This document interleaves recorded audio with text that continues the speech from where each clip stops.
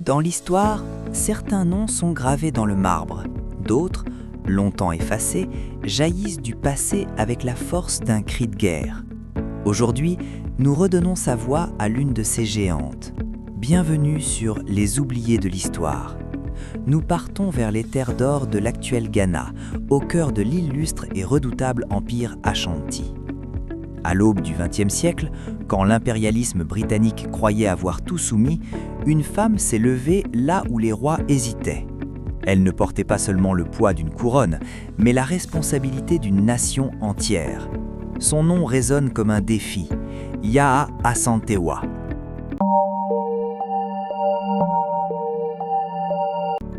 Partie 1. Les origines d'une gardienne. Yaa Asantewaa naît vers 1840 à Bessizé, au sein du clan Oyoko, la lignée royale de la Confédération Ashanti. Son destin n'est pas écrit dans un palais, mais dans les champs. Fille de cultivateur, elle grandit imprégnée des coutumes matrilinéaires de son peuple, où le sang, le pouvoir et l'héritage se transmettent par les femmes. Vers 1884, son frère, le chef Nana Akwasi Afrene Okpese, la nomme reine-mère d'Ejisu, l'Ejisu Emma. Ce titre est bien plus qu'honorifique, c'est une charge sacrée. Elle devient la gardienne des tabourets ancestraux, la conseillère suprême du roi et celle qui désigne les futurs souverains. Son autorité est à la fois politique, judiciaire et spirituelle. Elle mène une vie de cultivatrice prospère, mariée à un commerçant, s'assurant une indépendance économique qui nourrit son autorité. Elle observe, elle apprend, elle préserve. Mais cette période de relative stabilité est l'accalmie avant la tempête coloniale qui gronde à l'horizon. Partie 2. L'humiliation et le sacrilège. Le coup de massue. Les Britanniques capturent et exilent le roi des Ashanti, l'Asantewaa Prempeh I, aux Seychelles.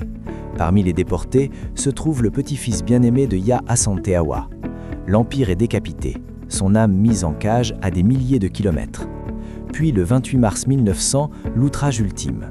Dans la salle du fort de Kumasi, le gouverneur britannique Frederick Hodgson convoque les chefs restants. Avec un mépris colonial absolu, il exige qu'on lui apporte le tabouret d'or pour s'y asseoir. Pour les Ashanti, le Sikadwa Kofi n'est pas un meuble, il est tombé du ciel, porté par le prêtre Okomfo Anoke. Il incarne l'âme, l'unité et la survie même de la nation. Y toucher, c'est anéantir le peuple. Hodgson ne réclame pas un trône, il réclame un génocide spirituel. Partie 3. Le discours de feu. Stupeur, terreur. Les chefs, démoralisés, envisagent la soumission. C'est alors que Yaa Asantewaa, la reine-mère, se lève. Son regard balaie l'assemblée d'hommes paralysés par la peur. Sa voix chargée d'un mépris brûlant tonne.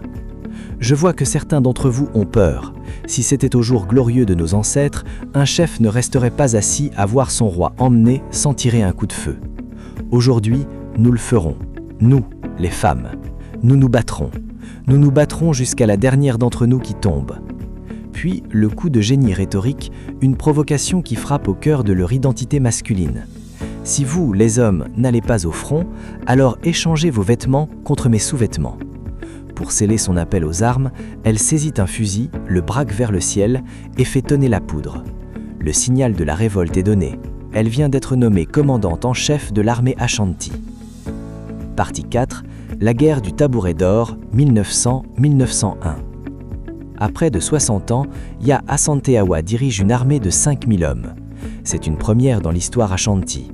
Depuis son quartier général dans les vallées boisées, elle orchestre un siège implacable du fort de Kumasi, piégeant Hodgson et ses troupes.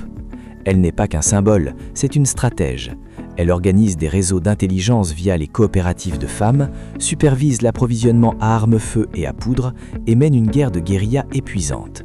Les Britanniques, habitués aux batailles rangées, sont désorientés par cette résistance insaisissable. Il leur faudra des mois et l'envoi de plus de 1400 soldats en renfort pour briser le siège en juillet 1900. Mais la reine guerrière ne se rend pas. Partie 5. L'exil et la victoire de l'âme. Trahie, elle est capturée en novembre 1900. En 1901, elle rejoint le roi Prempeh I dans l'exil. Il y meurt, loin de sa terre, le 17 octobre 1921. Ses restes ne seront rapatriés qu'en 1924 pour des funérailles royales dignes de son rang.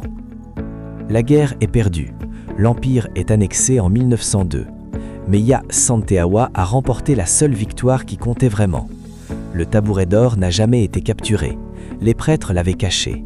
L'âme de la nation Ashanti, qu'elle a défendue au prix de sa liberté, a survécu. Conclusion. L'héritage immortel. Aujourd'hui, Ya Santeawa est bien plus qu'une figure historique. Elle est une icône vivante. Son nom orne des écoles, des rues, un musée à Ejisu. Au Ghana, elle est le visage de la résistance nationale. Dans le monde, elle est un symbole intemporel du leadership féminin, de la résistance anticoloniale et de la fidélité à sa culture. Pour comprendre son importance, imaginez le tabouret d'or comme le cœur battant d'un peuple. Les Britanniques ont tenté de l'arrêter. Ya Santeawa a été le système immunitaire indomptable qui a protégé cet organe vital. Grâce à elle, le cœur a continué de battre, en secret, attendant le jour de battre de nouveau au grand jour. Elle a perdu une bataille, mais elle a gagné l'éternité. Elle nous rappelle que les remparts les plus solides ne sont pas faits de pierre, mais de courage, et que parfois, quand les fusils se taisent de peur, la voix d'une reine, portée par le feu du sacré, devient la plus puissante des armées. Merci de l'avoir écouté aujourd'hui.